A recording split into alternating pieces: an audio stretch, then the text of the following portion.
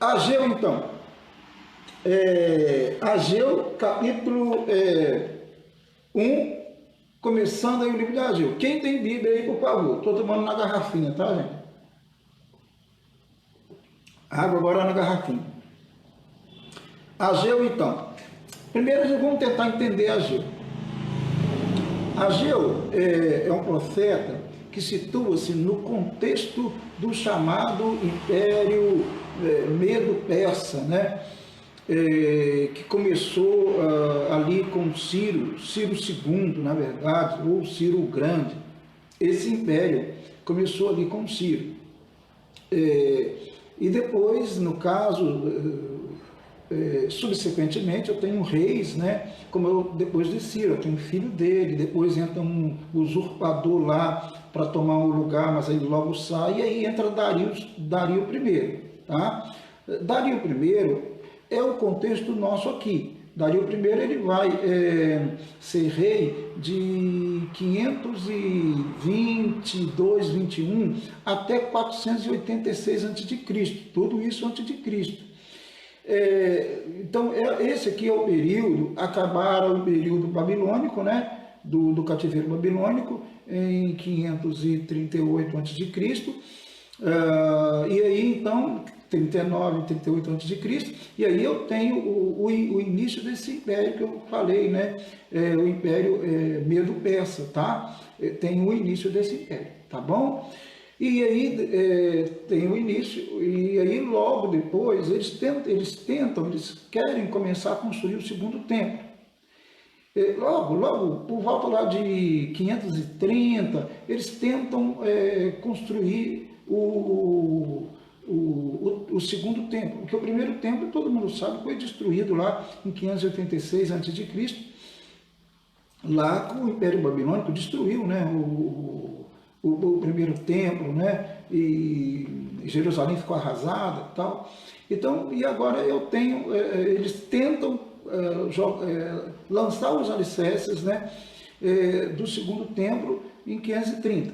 Mas aí, em torno ali de Judá, que, claro, agora estava debaixo do poder, né, da autoridade, né, do rei Medo-Persa, no caso, como eu já disse, Dario I, então, chamado também o Grande.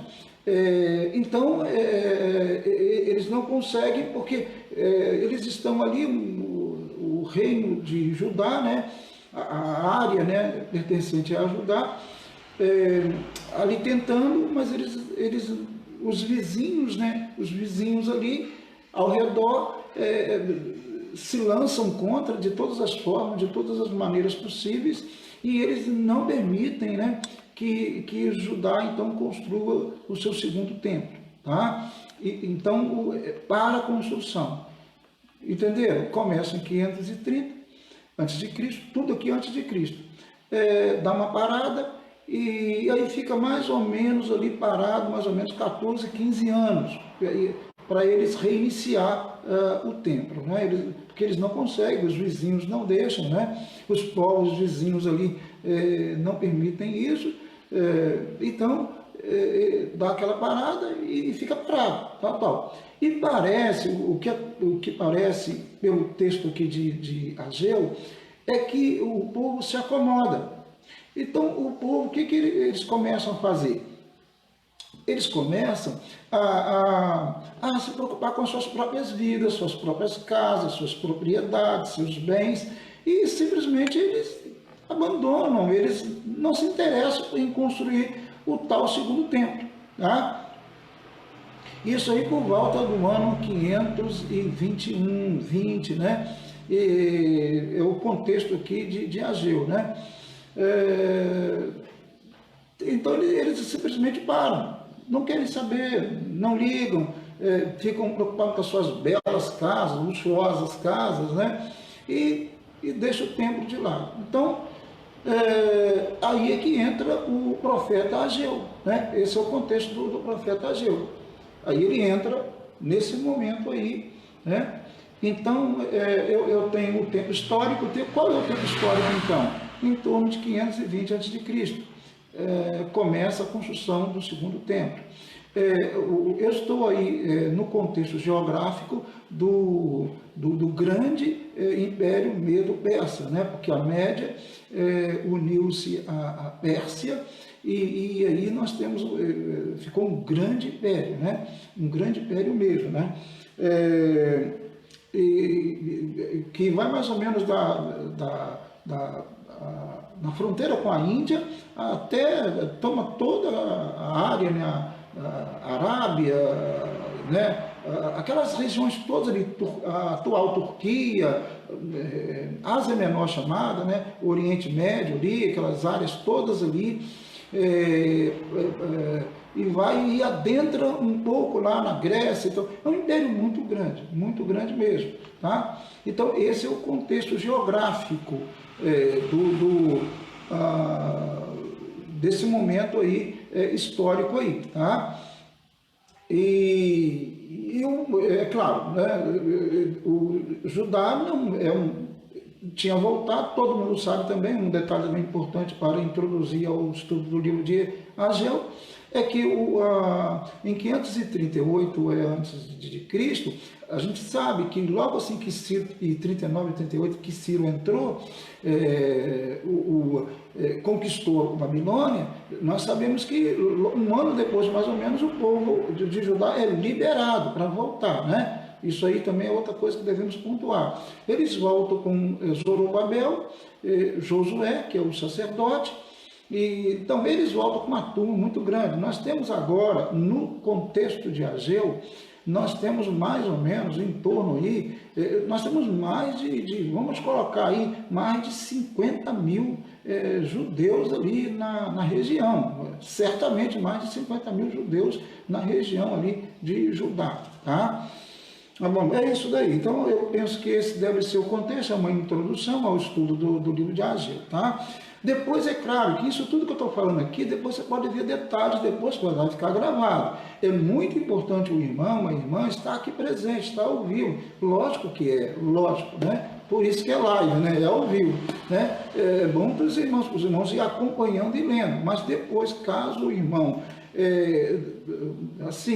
teve alguma dúvida, o irmão tem como recorrer, que o irmão vai à página, ou vai, depois eu vou editar, vai ao meu canal, e lá o irmão vê os detalhes novamente, tá certo? Mas eu acho que isso aqui deu para dar uma introduzida legal ao livro de Ageu. Então, vamos lá? No caso, ele é o primeiro profeta, pode-se dizer, depois do chamado, do período Medo-Persa, né? Vamos então, primeiro versículo então, por favor, peguem a Bíblia aí, vamos ler o primeiro versículo do profeta Ageu. Primeiro versículo. No segundo ano do rei Dario, o Dario que eu falei, tá? Que reinou lá de 521, 522, 21 até 486, tá? Dario Grande, tá? Então, no segundo ano do rei Dario, no sexto mês, no primeiro dia do mês, veio a palavra do Senhor por intermédio do profeta Ageu, tá? Profeta Ageu. A Zorobabel, filho de Salatiel, governador de Judá. Então, está claro aqui, o profeta é Ageu, o governador é Zorobabel. Zorobabel, ele era da linhagem davídica, ele era da linhagem de Davi. Ele era neto, ou alguns falam bisneto, de Joaquim, o rei de Israel, tá? E ele era filho de Salatiel. Como diz que Zorobabel é governador, e no caso, Zorobabel era filho de Salatiel, governador de Judá, e a Josué. Né? É a palavra do Senhor que veio à cúpula, né? Aos nobres, digamos assim, na elite, né? Aos líderes, aos chefes. Então a gente já começa a entender aqui que Ageu ele vai direcionar a sua mensagem profética aos nobres, à elite, né? Aos líderes, aos chefes, né? Ali da tribo, né, de Judá, tá bom? Do reino de Judá. O filho de Josadaque, o sumo sacerdote, quer dizer, Josué era filho de Josadaque, o sumo sacerdote. Josué, claro, também ele foi sumo sacerdote nesse período aí da construção do segundo templo, tá? Claro, lógico, né? Dizendo, aí vai dizer, antes de falar, alguns detalhes são importantes a gente citar aqui. Um detalhe importante é sobre Salatiel, por exemplo, é um detalhezinho importante sobre ele. Eu só quero dizer, por exemplo, Ageu, para quem gosta de saber o significado dos nomes, Ageu significa festivo ou alegre, do hebraico, tá? Ageu. Eu acho que a mãe dele deve ter ganhado ele num dia muito alegre, festivo, ou então num dia de festa festa de Judá, né? Um dia das festas lá do reino de Judá, ela deve ter ganhado nesse menino, né? Entendeu? Então ele nasceu nesse dia festivo, deve ser, não sei, tá? Brincadeira, mas quem sabe pode ter sido isso sim, tá? Então Ageu significa festivo, né?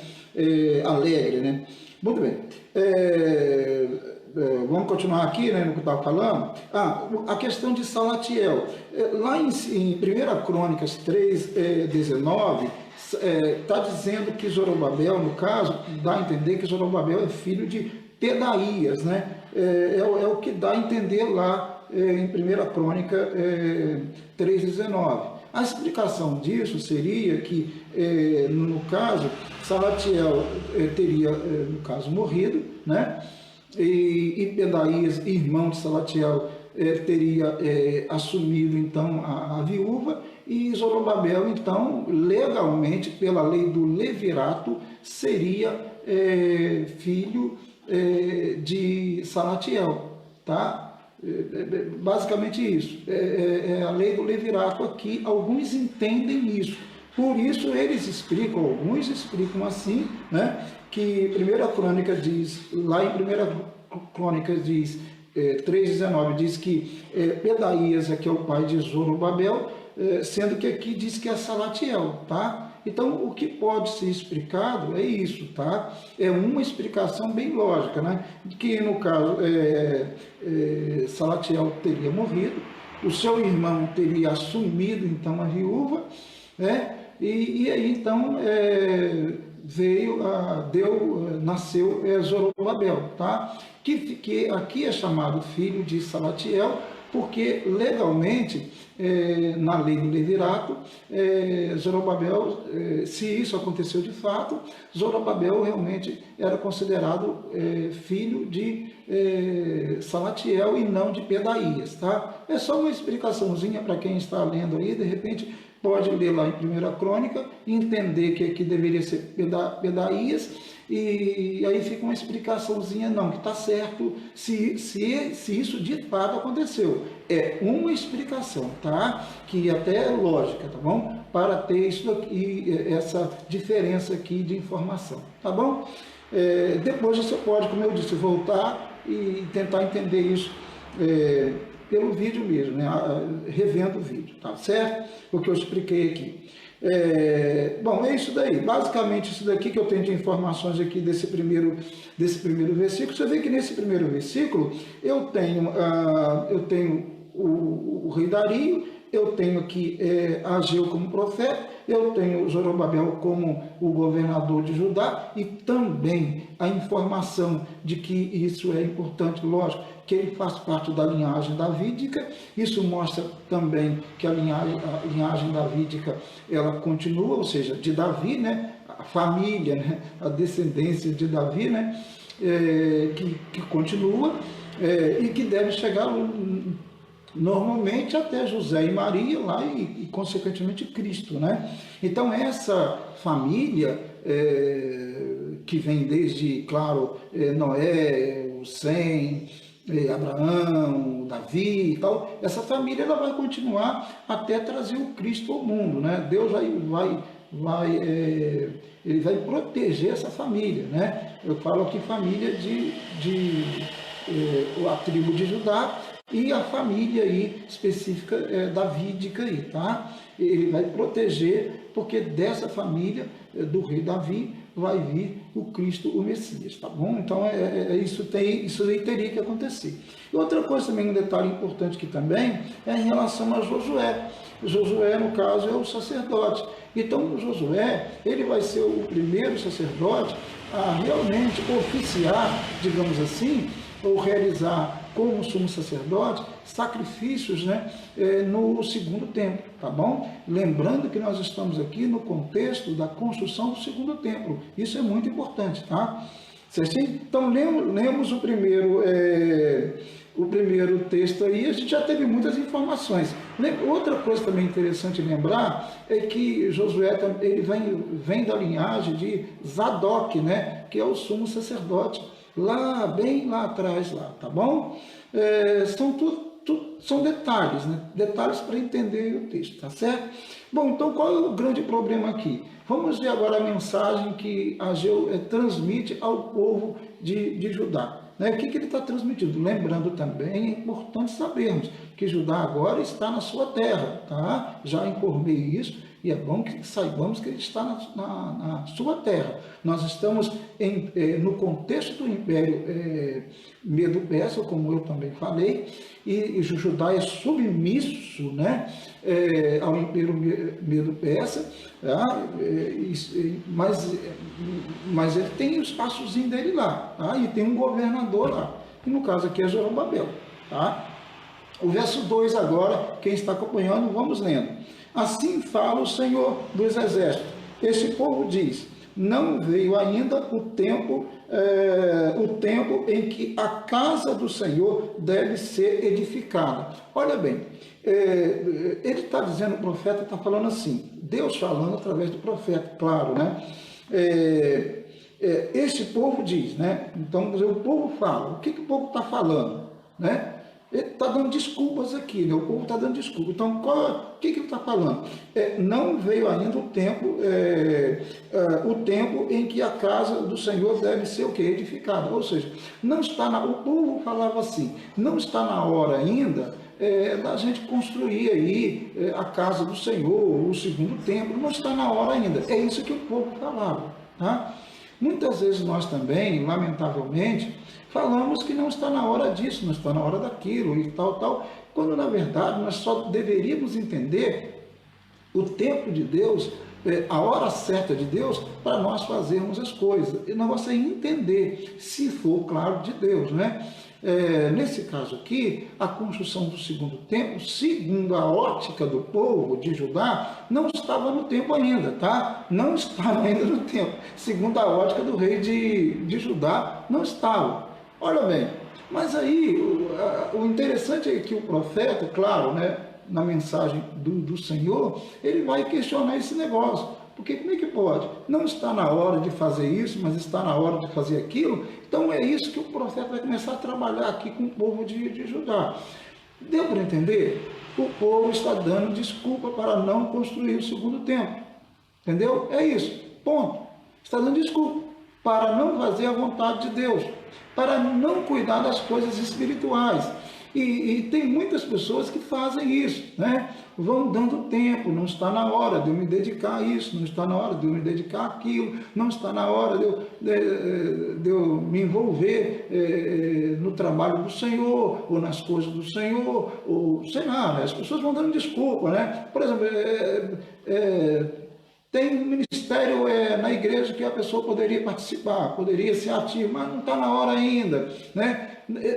E para outras coisas ele tem tempo, ele arruma tempo, mas para as coisas do Senhor, especificamente para o reino de Deus, ele não tem tempo, né? Então eu acho que nós, cada um tem que fazer uma autocrítica, porque se nós fizermos uma autocrítica sincera da nossa vida diante de Deus, do trabalho que estamos prestando a Ele, possivelmente, se formos sinceros, claro, possivelmente nós vamos mudar de atitude.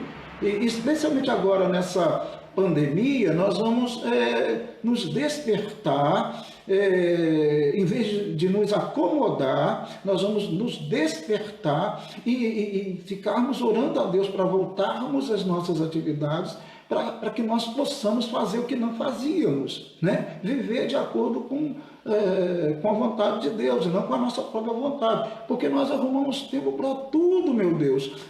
Arrumamos tempo para arrumar nossa casa, arrumamos tempo para o trabalho, arrumamos tempo para, não sei, para passear, arrumamos tempo para tudo. E às vezes a obra de Deus, o trabalho, a igreja de Deus, a obra do Senhor necessita de mão de obra, de obreiros, e esses obreiros estão preocupados com as suas próprias vidas. E é essa a crítica do profeta aqui, tá? Essa é a crítica do profeta, tá? É isso que ele está falando. Ele está, moço, né? Não, pô, vocês estão dando desculpa que não é hora de fazer, de construir o segundo templo, que é uma questão espiritual, né? Então a gente tem que analisar, porque todos nós, eu, você, nós seremos, claro, no tempo certo, na hora certa, no tempo oportuno, seremos cobrados, tá? Pode ficar tranquilo que seremos cobrados. Você será e eu serei cobrado, tá? O povo aqui está sendo cobrado, Deus está cobrando o povo, ué. Poxa, brincadeira. Vocês arrumam tempo para tudo, para fazer tudo. O segundo templo aqui, a minha casa aqui, perecendo, né? Vocês não levam a sério, e está tudo bem, está tudo ótimo, vocês estão dando desculpa que não é tempo de fazer isso?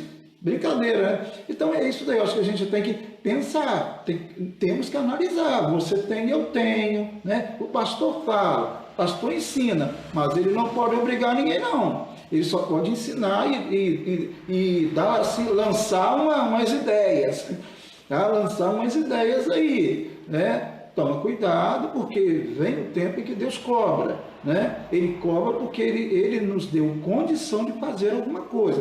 Todos nós temos condição de fazer alguma coisa, tá? De realizar alguma coisa no reino de Deus.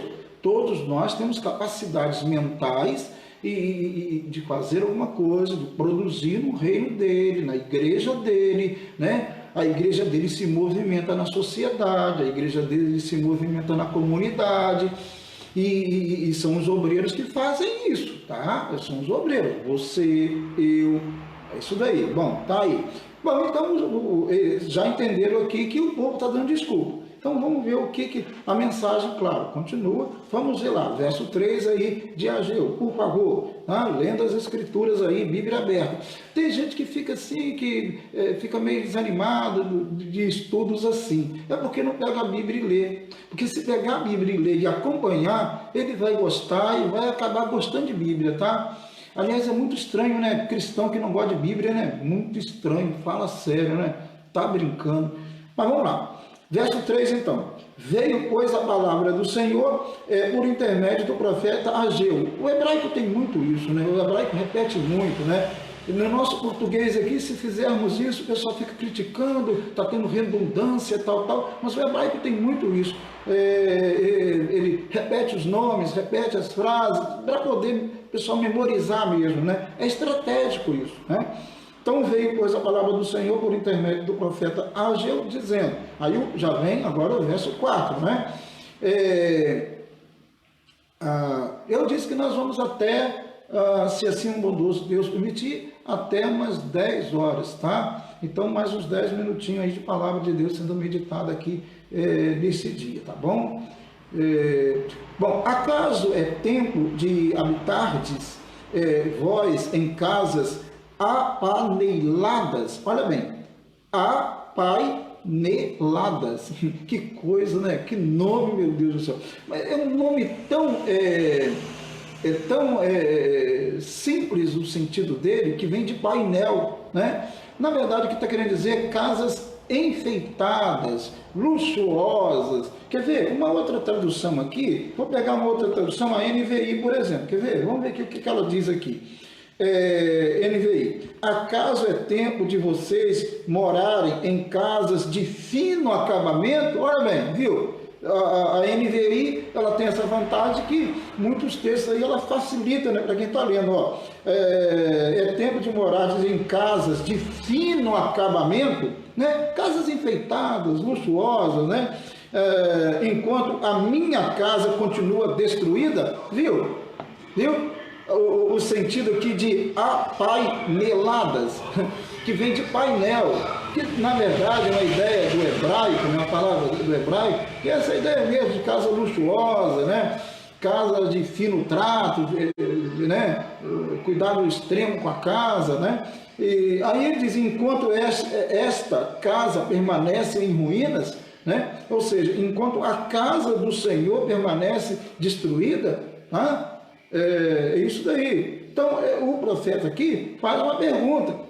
Engraçado, né, vocês, né, diz ele, né, tipo assim, engraçado vocês, não é tempo de construir a casa do Senhor, não é tempo de construir o segundo templo, mas é tempo, né, de vocês construírem casas bonitas, luxuosas, né, de fino acabamento, é tempo disso, né? Deus está perguntando ao povo. E ele pode me perguntar e te perguntar também, mas peraí, fala sério, rapaz. Você não pode trabalhar no reino de Deus, você não pode produzir no reino de Deus, você não pode visitar, você não pode participar de um PGM, você não pode participar dos cultos de escola bíblica, mas você pode, rapaz, fazer isso, fazer aquilo outro, né? Isso você pode, né? As coisas materiais aqui, construir bens aqui, né? Arrumar mais trabalho para fazer, você pode, né? Mas o reino de Deus não, né? A casa do Senhor não, né? Olhar para a casa do Senhor, para o meu reino, para as coisas do meu reino, não, aí você não tem tempo, não tem condições financeiras, né? Mas tem condição financeira de dar um passeio, de fazer lanche, tem condição financeira de não sei para onde. Isso que ele está dizendo, meu querido, minha querida. Pegou, né? Brincadeira, né? Fala sério. A casa de Deus em ruínas, destruído o segundo templo, e o pessoal construindo casas bonitas, mansões. Não tinha tempo para as coisas de Deus, mas tinham tempo para construir casas maravilhosas. Será que você, eu, somos diferentes, meu querido? Hein? Será que temos sido diferentes desse pessoal aqui que é chamado a atenção duramente por Deus? Será que somos diferentes? Fala sério. Como a igreja de Deus tem dificuldade de ter pessoas, de ter mãos de obras, obreiros para trabalhar. Porque tem tanta gente negligente no reino de Deus. Vai passar um carro aqui agora, vamos dar um tempo para passar o carro aí. Olha aí. Isso aqui, morar na beira da rua, da avenida é maravilhoso, tá? Passa um carro, esses carros e tal. Passou. Mas e aí, meu amado, voltando ao assunto aqui, depois desse parênteses aí, voltando ao assunto, né? Fala sério, né? A igreja de Deus precisando de gente para pregar, de gente para dar estudo, de gente para poder desenvolver trabalho com criança, desenvolver trabalhos, visitas, orações e estudos em PGMs, né? E aí? Não, eu não tenho, agora não é tempo de eu fazer isso não, eu vou tirar umas fériasinhas aí,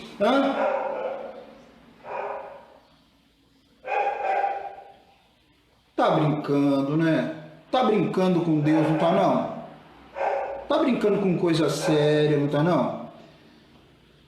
Deus abençoa, Deus dá casa, Deus dá trabalho, Deus dá uma família abençoada. Tá brincando, né? Tá brincando.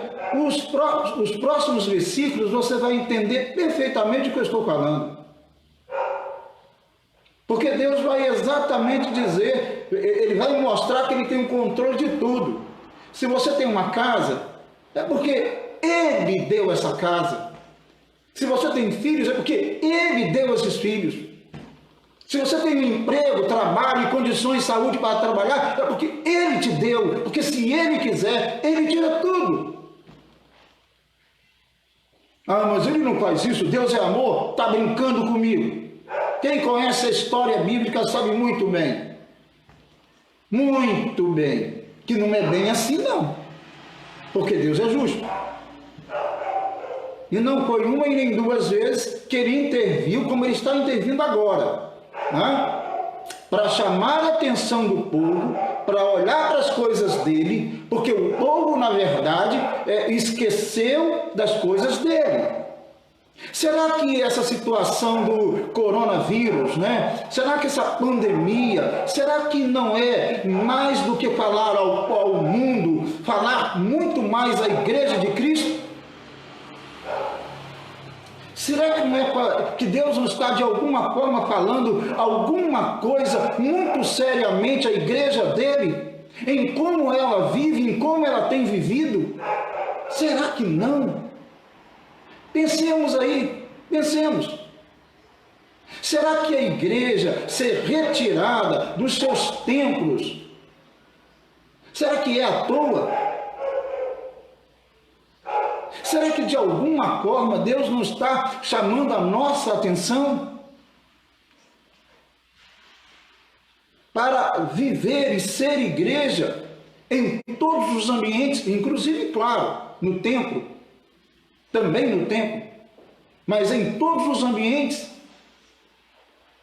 Será que não está na hora da igreja repensar a sua vida como igreja, o seu trabalho na comunidade, ser igreja na comunidade, se apresentar na comunidade como igreja?